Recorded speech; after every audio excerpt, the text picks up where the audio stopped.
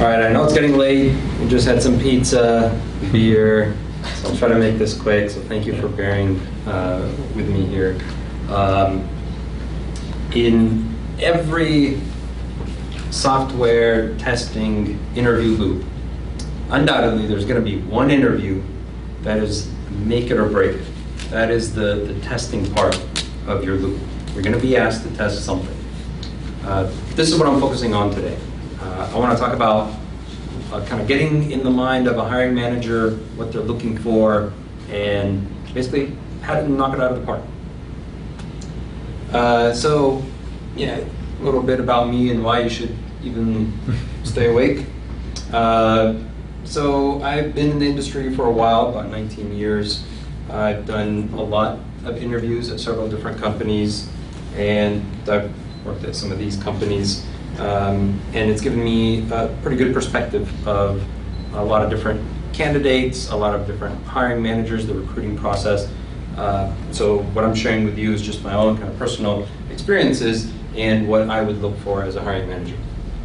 So first, let's talk about some general guidelines for interviewing, right? So these are all things you're going to do when you go to interview. You're going to be prepared, you're going to know what the product is, you're going to understand the company, hopefully you even find out who the person is that you're going to be interviewing with, you'll find out about them, you're going to dress the part that you want to get, you know kind of what questions to expect, and then you're going to have fundamental knowledge of the basics of software testing, and good testing practices, something like from a QA Bootcamp, and you're also going to be prepared with questions to ask your interviewer at the end, right? So you're going to be prepared, right? And there's kind of two types of questions that you're going to get asked. One is domain related. It's going to be related to the skills that you need for the position that you're getting. In this case, it's all about testing. In the other type of questions, it's going to be more about communication, behavioral, situational type questions, and most of these you can find great answers for online, right? There's a lot of good resources about this. I'm not going to talk to you about any of these, except this. I'm talking about how to test something, how to do it well in an interview. So, what are hiring managers looking for? I tried to condense it down to a few key factors. Number one is testing knowledge. You could be a phenomenal person, awesome at communicating, understand software, but if you can't break software, if you don't know how to test really well, you're not gonna get the job. You're gonna fail this part of the interview. Another is being creative about coming up with test cases, right? And we'll cover a lot more of that later. Another, this is hard to quantify, but a passion for quality, that you care about the products that you are working on, and you want to ship something great for your customers.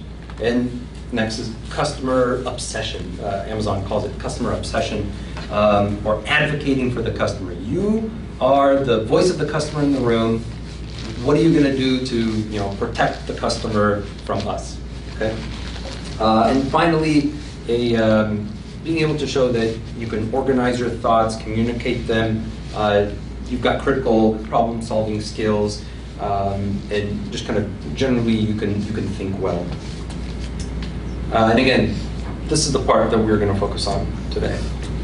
So, general approach to any question you get, these are the things that you need to do. Number one, and you cannot skip this first step, is understand. Ask some more questions, understand what the question really is. A lot of companies ask very vague questions. Tell me about a difficult situation. Right, that's it.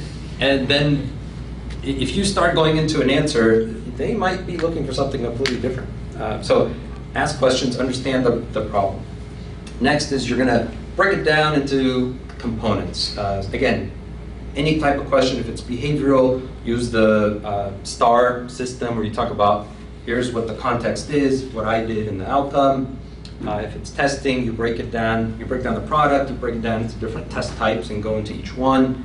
If this is a coding, a developer, or SDET interview, again, the same thing. You're going to understand what the problem, break it down into what the methods, functions are, maybe variables that you need, output, input, things like that. Next, you're going to answer the question. You are going to give a good, solid, thorough answer. And finally, if there's a chance to do this, optimize. It could be for anything, right? If you talked about a difficult situation you had, you could say, here's what I did, here's what the outcome was, and talk a little bit about it, and then say, but if I were to do it over again, I would also do this and this. And so even if it's a coding question, you come up with a solution, and then you question it. You say, well, you know, I made some trade-offs here. I chose this algorithm or this data structure, but you know, there's some flaws. Maybe I could do something else instead. Maybe there's something more optimal that I'm just not thinking of, right? So you can try to go back and optimize. So let's talk about the testing part. This could come in different forms. You could be asked to, you know, one time I was given a person's phone, an app on their phone, and they said, here, test this. Another time, they give you a hypothetical or a product, and they say, you know, test Google search. You got the search box, test it. So let's kind of go through what you're going to do. First, and this is really important, part of understanding what the scope is, know thy customer. Almost every time, I mean, I interview too, so almost every time I get asked a question, I start with, you know, who's the customer? You know, tell me about the customer. How are they going to use this? What do they care about? Tell me everything everything I can know about the customer, because I don't know what success means unless the customer is satisfied, right? And so I'm going to prioritize my tests. I'm going to know what to test based on what the customer is going to do. Then understand the product and the requirements. Again, a lot of times this is very ambiguous. They want you to ask questions. Ask a lot of questions. Understand what is the product, how is it going to be used, how is it built, anything you can get, and then additional requirements. Does it have to perform in a certain way? Does it interact with anything else? What's the scope of the problem here that I'm trying to test? And then you're going to go down into actually generating tests. So there's different types of testing. I listed some of them here. Sometimes, like when I was interviewing for entry-level test positions, I would write down, I don't have a great memory, I would write down this list, print it out, and take it with me. Because I want to go through every single one of these different types of tests in whatever I'm given to test.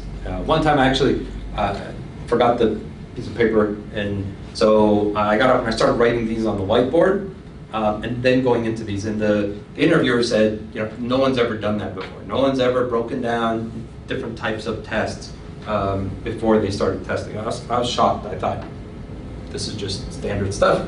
But if you can demonstrate that you can understand each one of these, and then go into test cases, generating test cases for each one, awesome. And then be creative. Really try to break this. So there's normal things that customers do, and then there's crazy things that customers do. I don't know if any of you have ever heard of monkey testing, or it's like a cat walking across a keyboard, right? Or a monkey, you give a monkey a product and then they test. It's not what a normal person would do, but this is something that could happen in real life. And what if a customer accidentally does something and gets in an error situation that they can't recover from? So you have to think very creatively and really try to break the product. You're not going to give up. You're going to keep coming up with test cases until you run out of time or they stop you. Don't ever stop by yourself. I've had people come and I give them a question, test something, they'll come up with 5 tests and they stop. And then I ask them, oh, okay, anything else? No. Are you sure? Let's try to think of test cases. No, I can't think of it. Okay. And then I throw a softball question just to end on a nice note, and the answer is no. So you're not going to give up. You're going to keep coming up with tests. And if you do get stuck, talk out loud. Start saying, I can't think of anything else at the moment, but there's probably more tests out there. And start going through these different types of tests and say, well, what about international customers? I don't know a lot about international cases, but there's probably something else out there. And then you just start talking out loud, okay? Don't ever give up. Don't ever stop. And finally, optimize. Go back, review what you've done, see how you can do better. Let's walk through this. Okay, so let's choose something that is not software, a pencil. All right, and I purposefully chose this, awesome product here because I want to demonstrate how you can use the test methodologies to test anything, even if it's not software. So, what's the first thing you're going to do? Customer. Okay, great. Everyone didn't say that. Start with who is the customer, right? You're going to ask thoughtful questions and understand who the customer is. So, who's going to be using the product? Okay. Is it going to be? Sometimes they won't tell you the answer. They'll say, "Well, who do you think is going to use this?" Right? So you're going to be creative. You're going to say, "Well, okay, first thing comes to mind, school." Well, it's going to make a difference, and here's why. Let's say it's at a school. Well, what kind of school? Kids? What about art students? This is going to affect, how light or dark the pencil has to write, how thick the writing has to be, how much you write with until you have to sharpen it, right? What about if it goes to a prison? Can this be weaponized? Does the lead have to be soft enough so that it cannot penetrate human skin with a certain amount of force, right? Again, you're thinking about the customer, you're getting creative. What about launching internationally? Are there specific requirements for international customers when they use pencils? I don't know, but I'm going to find out. The product, how it's going to be used. So, does it have an eraser? Right? All I said was a pencil. I know I showed a picture, but all I said was a pencil. Don't assume anything. Ask, does this pencil, does it have an eraser or no? What is the length going to be? What is the color of the pencil? What is the ink? What is it going to write, and what's the outside color of it?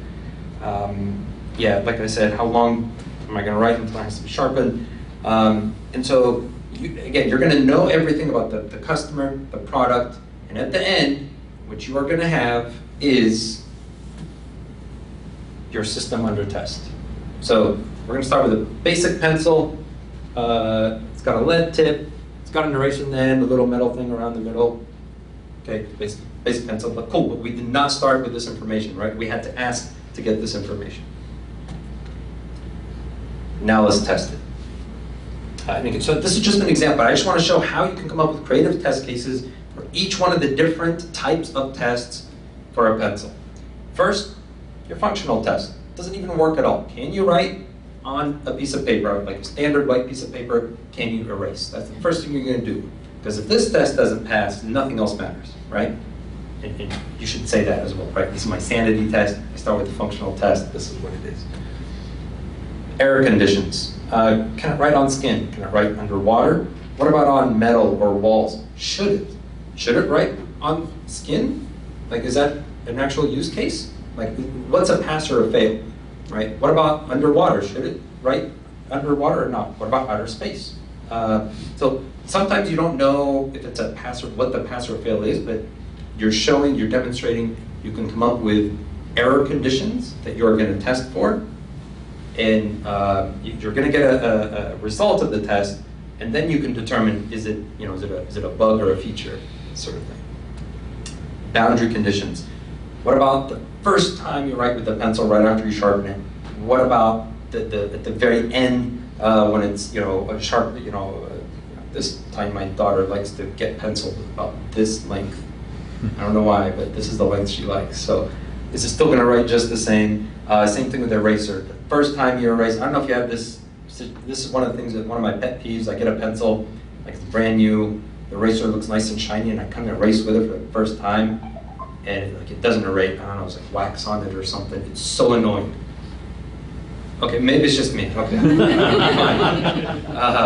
See, I like quality stuff, so it annoys me when stuff is not quality. Anyway, so I gotta rub it on carpet or something, and then I can erase. First erase, when the eraser is at the very end, it gets the metal thing. Another pet peeve of mine is when I get to the metal part, it scratches my paper. I use mechanical pencils now more. Performance. Performance and security, these are really important tests to cover. And these are just examples. Again, it's not software, but you can come up with performance tests.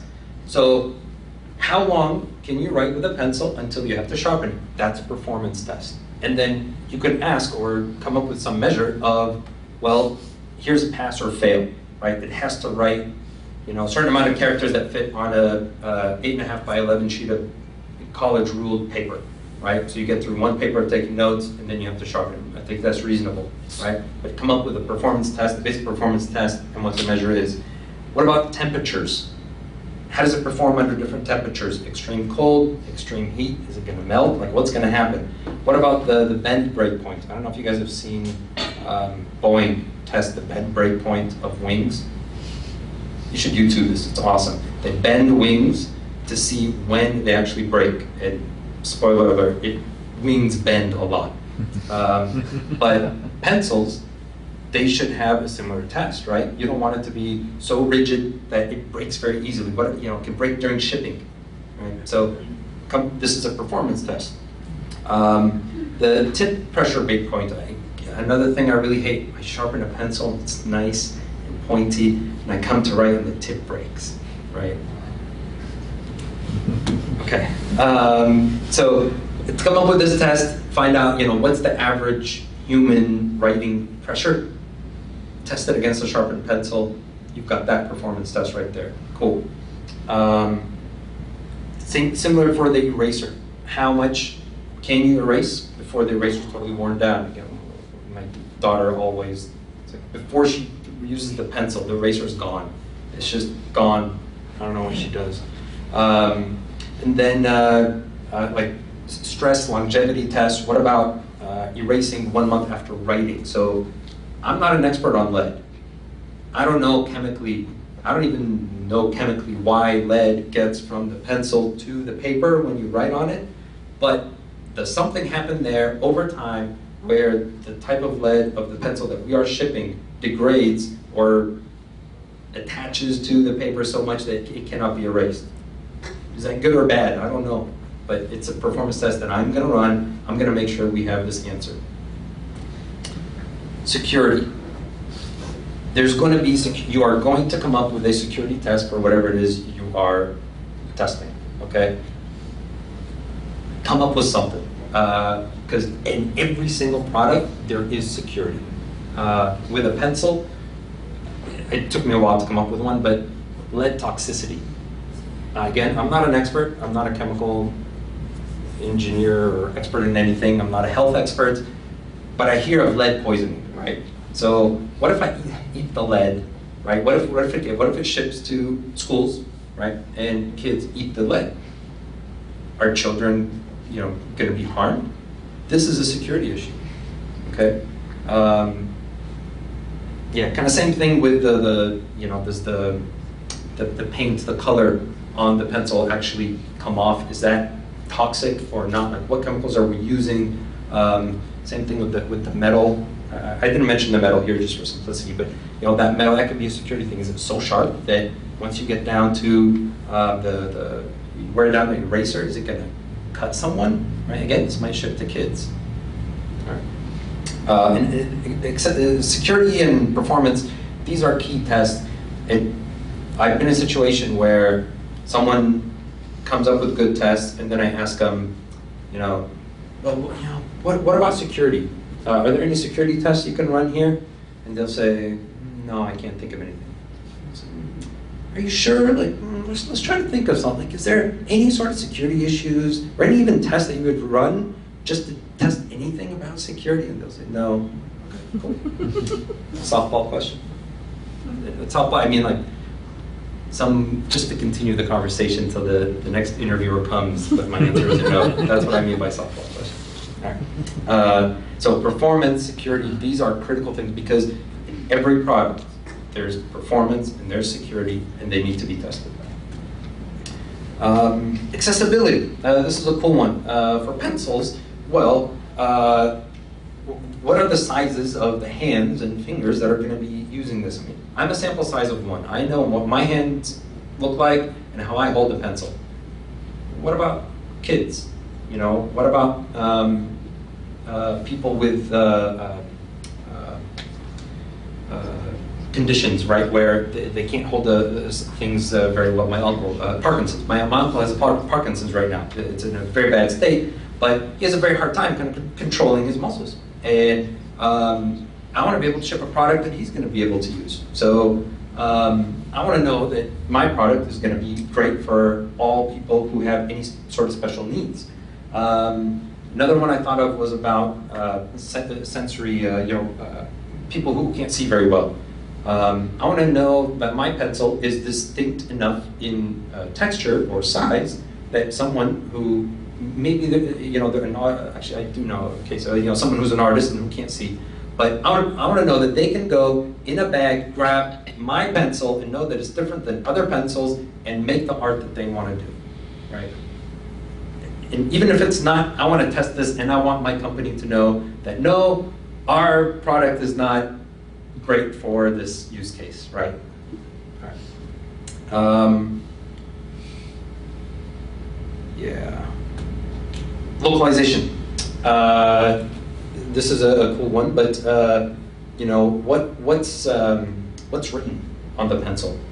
Is there some sort of standard that all pencils must meet internationally, or is this just my own country, U.S. centric? Again, this is something that is very big. Companies do this all the time, where Microsoft tests in Redmond, Apple tests in Cupertino, right? I used to test maps, Apple Maps, and it was very Cupertino focused. They would test their freeways, their traffic. I live in Seattle. I tested it with Seattle, and I found a ton of bugs, right? And so I told everyone on my team, you are not allowed to test in Cupertino or Seattle. You have to test other regions, somewhere where you do not know. And we found a ton of bugs. So anyways, but think about, how are other countries going to use this? And if you don't know, ask, or say that. Say, I don't know what colors are offensive to other countries. So I don't know, but I'm going to find out. I'm going to find out if this, yellow color of a pencil, maybe it means danger, right, in some country. Maybe it means, something inappropriate. But I don't want to ship a product without knowing. All right. So what are you going to do after this? If you are stuck, think out loud, right? So you're going to start thinking, like I was saying, security. I wonder, can it write on different skin tones? Maybe is that a security issue? Or an international issue? I don't know, but at least mention that you understand this, right?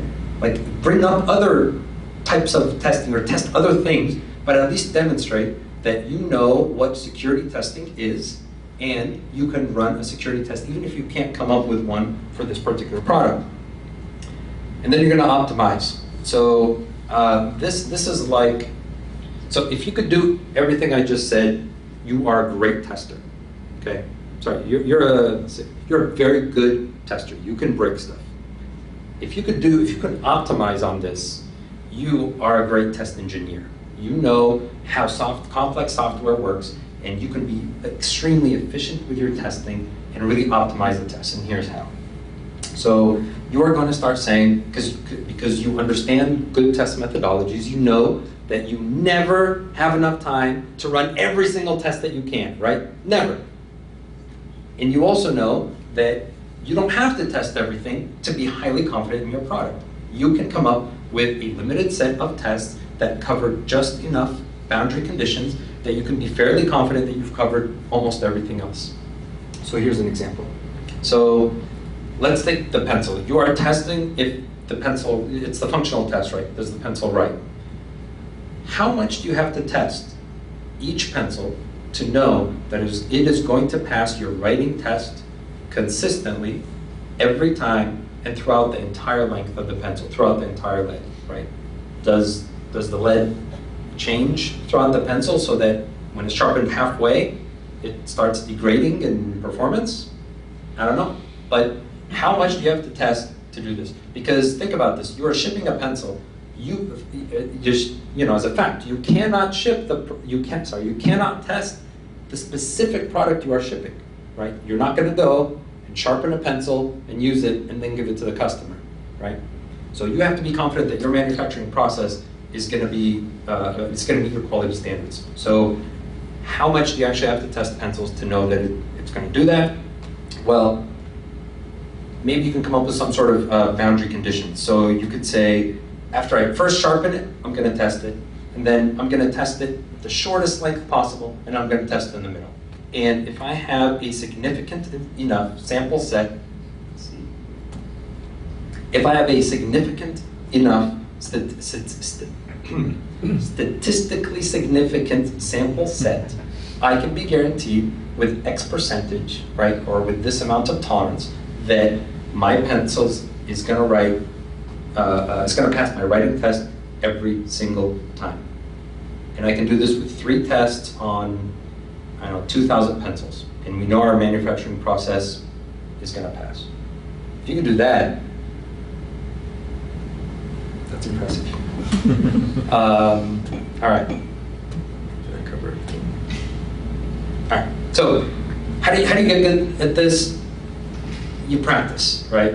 Try doing this on an app, a specific feature, functionality, or any random object, because interviewers are cruel sometimes. They'll give you anything, and I'm guilty of this too. Like I have a few favorites, but sometimes I will pick something in the room and I'll say, here you go, can you test, how would you test this?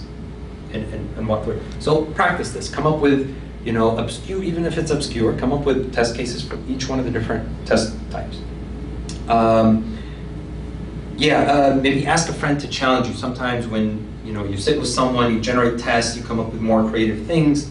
Another really good way is record yourself.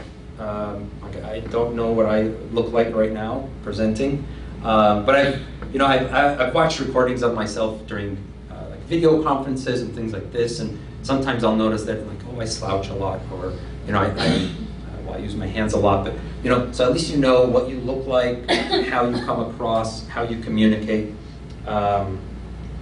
Let's see, and the length. So you know how long your interviews are.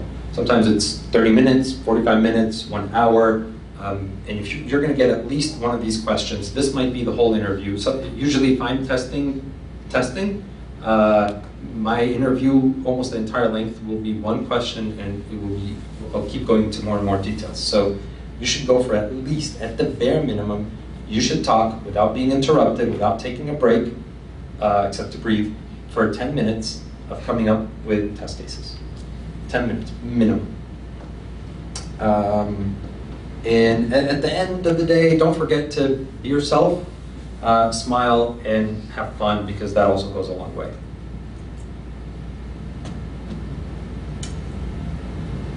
Any questions? Yeah. Well, this is good for like testing questions. You can hear them, right? But as far as a real product goes, many times the requirements are lacking, or they are incomplete. There are holes and gaps in the requirement. So how do you know when you're testing that the product, okay, this is a bug or this is not a bug, because the requirements haven't been clearly written? Yeah. This is a real life scenario, right? I mean, oftentimes you're testing something and there's a result of your test and you don't know, is this a pass or a fail, right? I think the more important thing is to run the test and then analyze the result. But at least you have that knowledge. If you've never run the test, you don't know what the result is even. But in the case of the interview, number one is I would say, what performance do I have to meet? What type of functionality are we promising our customers? But if they don't tell you, assume. So not like assume is a better word, but like guess at something. Come up with a figure, right? Like I came up with all this stuff. I didn't Google pencils or, this is just all stuff in my head. I made a lot of assumptions, but it just demonstrates that I can come up with these test cases and analyze a result too. Or you can compare it to similar product. Oh, that's a great answer. Yeah, look at the competitor. If you don't have a data, I mean, I used to be a performance tester, and we didn't have, for example, the data, right? So we compare similar, competitors actually, right? And check what their load has and what they're expecting. And okay, we might need to meet at least their standards, right?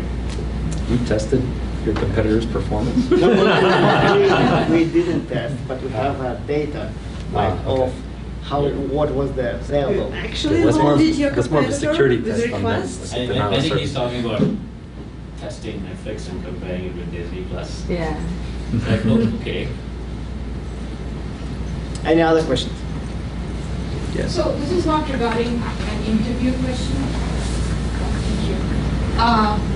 But this is a thing that I have faced. Say, for example, I have heard that for performance testing, you need to have a test environment that's similar to a production environment. But what happens when the test environment is not similar to a production environment? How do you suggest we can test performance over there and achieve quality in performance when the environments are different? That's a good question. I think probably Vinny's probably a better person since he performance testing. I have my own answer, but Yeah, well, someone's expert. Well, one thing I would say, if you want to repeat the question? Oh, yeah. So If you don't have an environment that's Yeah. like production, that's right? similar to production. If the test environment is not similar to production, how can we achieve quality in performance? Because the environments are different, the variables are different. So I can answer that if you want. We've got multiple performance experts.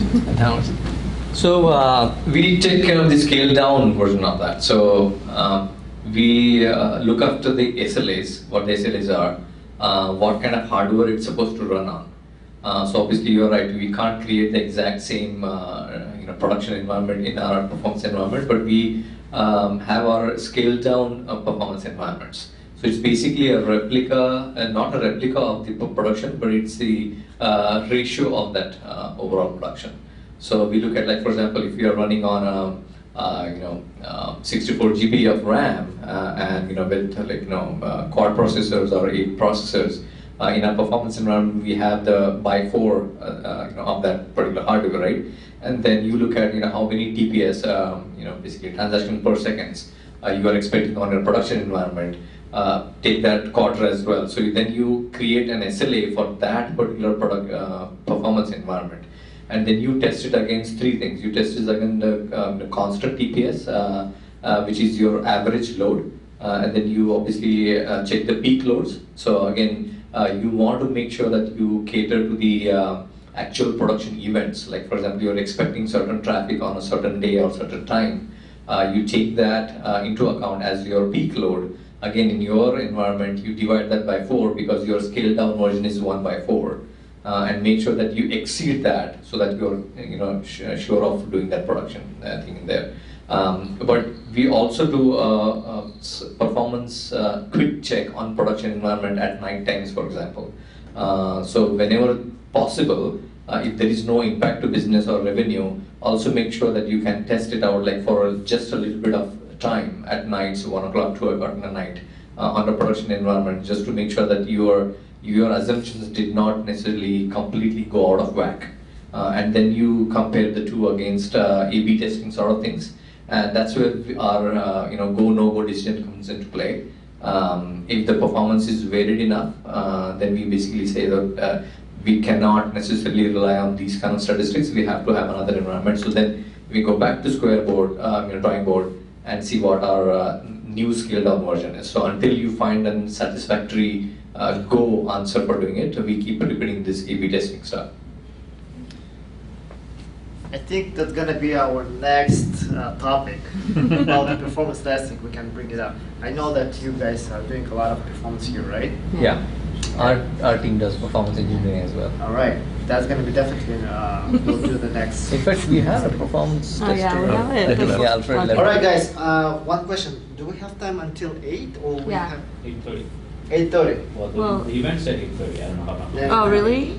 No, I think we're Yeah. fine. So 8:30 is fine. 8:30. Yeah. Right, because I wanna kind of want to do it quickly, but before going to our networking session, I want to first of all thanks the organizer of this event, Oleg.